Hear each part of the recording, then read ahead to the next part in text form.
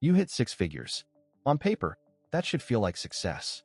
But somehow, it still feels like you're just getting by. So what's going on? Let's think about this for a second. You make $100,000 a year.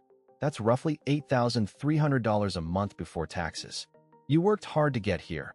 Years of grinding through jobs you didn't love, side projects, certifications, promotions. And you finally crossed that threshold, the one that, for most of your life, you assumed would feel like arriving somewhere. But then you get your direct deposit.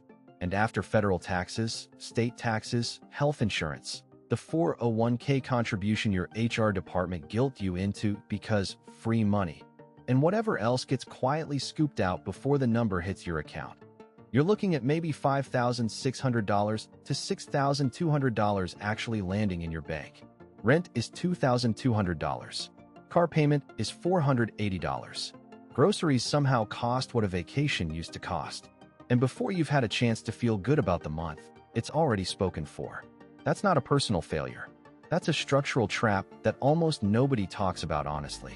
My name is Ely, and I spend way too much time thinking about how people in the US experience money psychologically.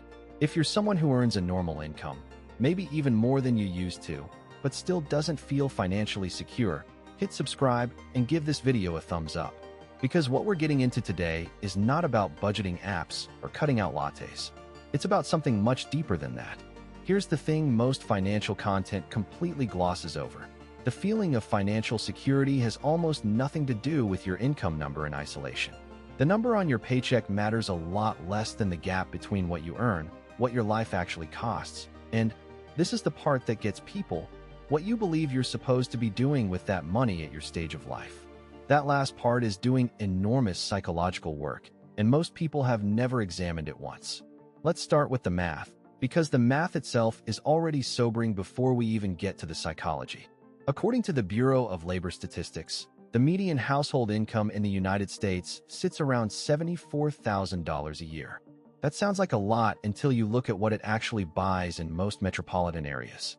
In cities like Austin, Denver, Miami, or basically anywhere on either coast, a one-bedroom apartment runs somewhere between $1,800 and $2,800 a month, before utilities, renter's insurance, or parking. Just the base rent. So take that $74,000. After a standard federal and state tax load, you're probably bringing home somewhere around $4,500 to $5,000 a month. Pay rent, and you've spent between 36 and 55% of your take-home on one single expense before buying a single bag of groceries. Financial planners historically say housing shouldn't exceed 30% of gross income. For most Americans in most cities right now, that benchmark is essentially fiction. Now go up to $100,000. After taxes, you're looking at roughly $5,800 to $6,400 a month in take-home. That same $2,200 apartment is now somewhere around 34 to 38% of take-home, still above the guideline, but more survivable. Add a car payment. The average new car payment in the US as of 2024 is just over $730 a month according to Experian. And now between housing and transportation, you've consumed somewhere around 47 to 53% of what you actually take home. And you still haven't eaten, paid your phone bill, serviced any debt, or done a single thing that makes life feel worth living. This is where it gets interesting, because people see these numbers and respond in one of two ways. Either they feel a kind of grim validation, like, okay, so it really is that hard, it's not just me, or they feel defensive, because they've internalized the idea that struggling financially at $100,000 is a personal character flaw, that people who earn what you earn shouldn't feel squeezed. That defensiveness is itself a psychological response worth paying attention to, because it gets in the way of seeing what's actually happening. Here's what most people don't realize. The threshold at which Americans say they feel financially comfortable has been rising consistently for years.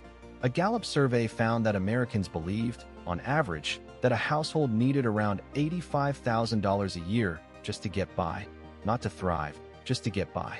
And that number has continued to climb as costs have risen faster than wages. The gap between what you earn and what you need to feel stable is real. It's measurable, and it hits hardest in the places where most economic opportunity is concentrated, which is precisely the trap. But here's where we have to stop and introduce something the basic income conversation almost always ignores: the psychology of adaptation. Humans are wired with something researchers call hedonic adaptation. It's a well-documented phenomenon where we return to a relatively stable baseline of satisfaction regardless of what happens to us. Win the lottery, and within a year or two, your life satisfaction largely returns to where it was before. The same pattern applies to income. When your salary goes from $60,000 to $80,000, there's an initial burst of relief. And then, pretty quickly, $80,000 becomes the new normal. The baseline resets. The relief fades. The things that once felt like luxuries quietly become necessities in your mind. This isn't weakness. This is biology. The brain is built to habituate, to stop signaling that something is rewarding once it becomes routine.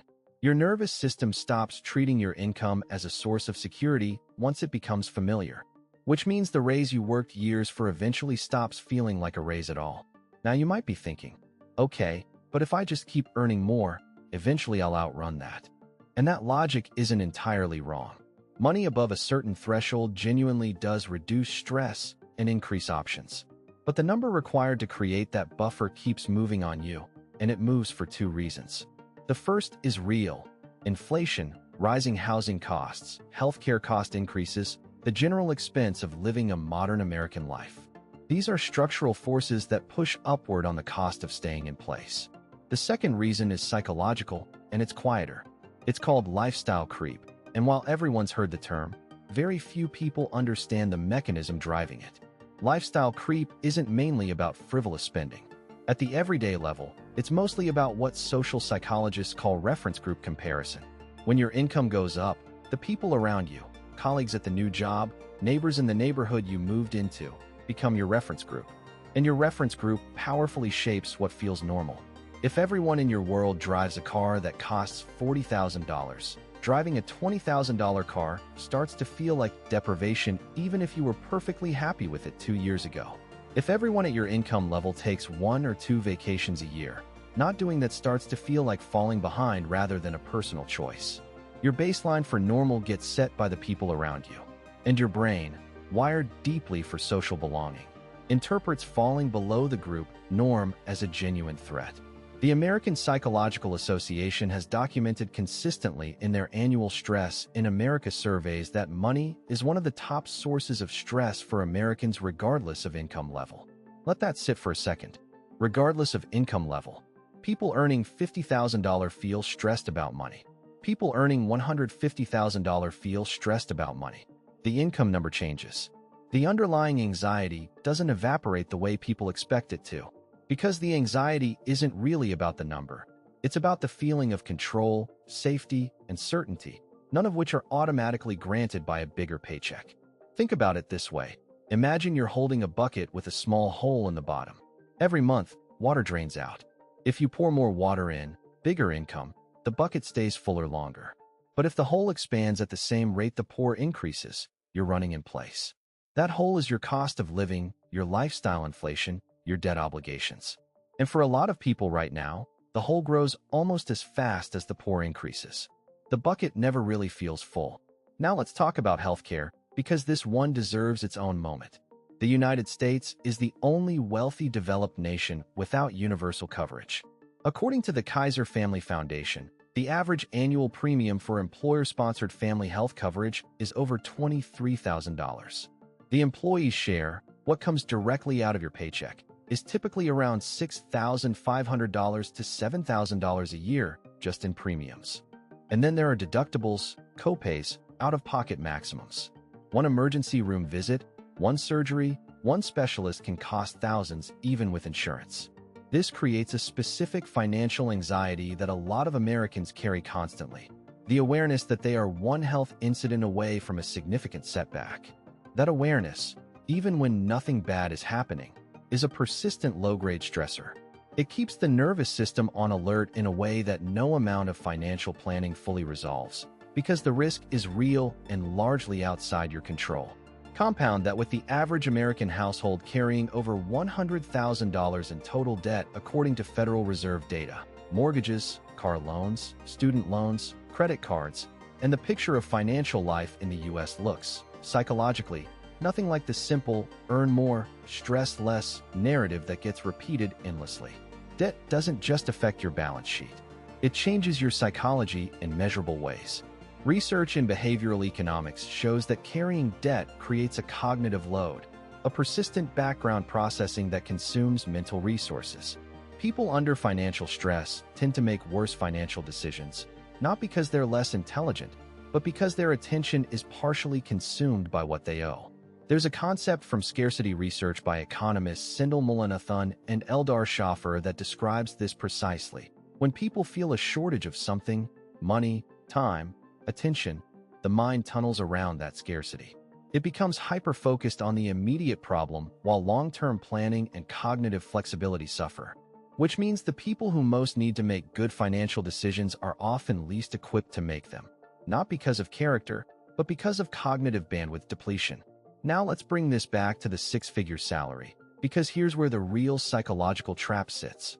When someone earns $100,000 a year, they often face a particular version of financial identity confusion. They earn too much to feel like they're struggling, and certainly too much to ask for help without being dismissed, but not enough to feel genuinely secure.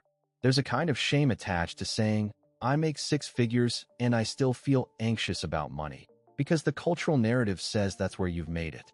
You're not supposed to still be worried. That shame keeps people from examining their situation honestly. They can't admit to peers that they feel financially precarious, because six figures is supposed to signal success. They can't relate fully to conversations about hardship, because their income is above most people's. So they end up in a financial no man's land, performing a version of confidence they don't actually feel. And here's what happens when you perform confidence you don't feel. You don't fix anything. You keep spending at the level your social environment expects because admitting you can't would feel like admitting failure. The behavior stays stuck because the identity won't let it change. This is why financial content that focuses exclusively on tactics, index funds, the 50-30-20 rule, cutting subscriptions, produces limited lasting results for a lot of people. The tactics aren't wrong, but they're downstream of the psychology. If you haven't examined why you spend the way you spend, if you haven't looked at what your lifestyle choices are protecting and performing, then knowing the right moves doesn't reliably produce them. Let's talk about what to actually do, because none of this should land as a depressing diagnosis with no direction. The first step, and it sounds almost embarrassingly simple, but almost nobody does it with clear eyes, is to calculate your real number, not your gross income. Your actual monthly take-home after every deduction, minus every fixed obligation, rent or mortgage, car payment, insurance, minimum debt payments, subscriptions you can't easily cancel. Whatever is left is your actual operating budget. A lot of people, when they do this honestly for the first time, find the number is significantly smaller than they assumed. And that exercise alone can shift something psychologically, because it replaces vague anxiety with a concrete picture. Vague anxiety is paralyzing. Concrete numbers, even uncomfortable ones, are workable. The second thing, and this is where psychology becomes the strategy, is to consciously examine your reference group. Not to judge yourself, but to notice. Who are you comparing yourself to financially? What behaviors are you adopting because they're normal in your social environment rather than because they reflect your actual values or goals?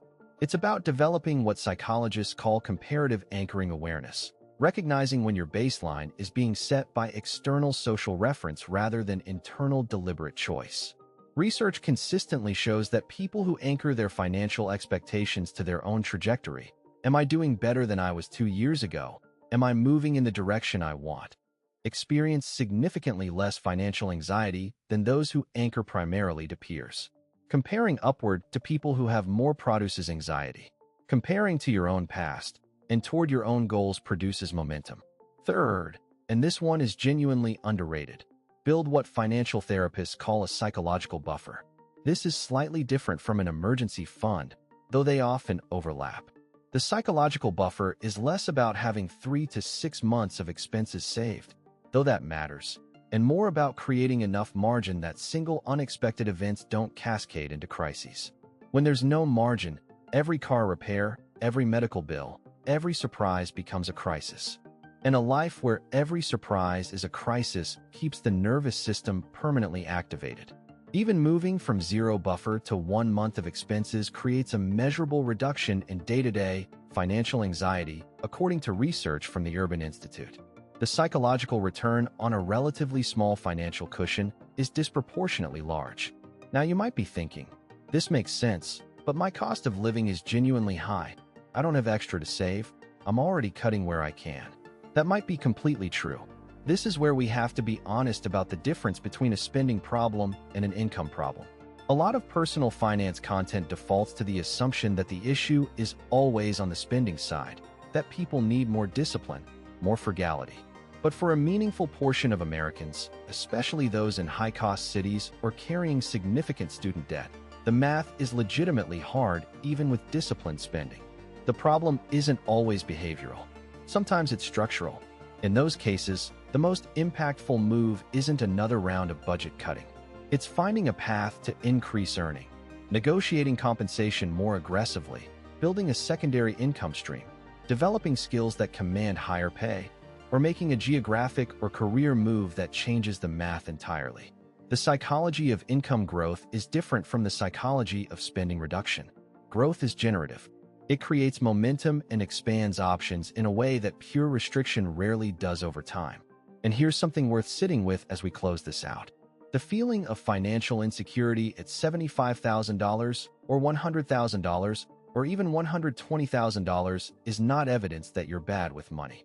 It may be evidence that you're living through an unusually difficult economic period in an unusually expensive country with unusually thin social safety nets compared to peer nations. High housing costs, expensive healthcare, significant student debt, stagnant wage growth relative to inflation, and a culture that relentlessly promotes consumption. These are real forces. They aren't excuses, but they are context. And context matters if you're trying to understand what's actually happening rather than just blaming yourself for the gap between where you are and where you assumed you'd be by now. The path forward isn't to earn more and hope the feeling changes automatically. It won't. Hedonic adaptation will see to that. The path forward is to get clear on your numbers, get honest about the psychological forces shaping your behavior, build even modest margin into your financial life, and start measuring your progress against your own trajectory rather than someone else's. That won't eliminate financial stress overnight, but it will start to change the relationship you have with your money, from anxiety and reaction to clarity and intention. And that shift, even before the numbers meaningfully change, is where financial stability actually begins.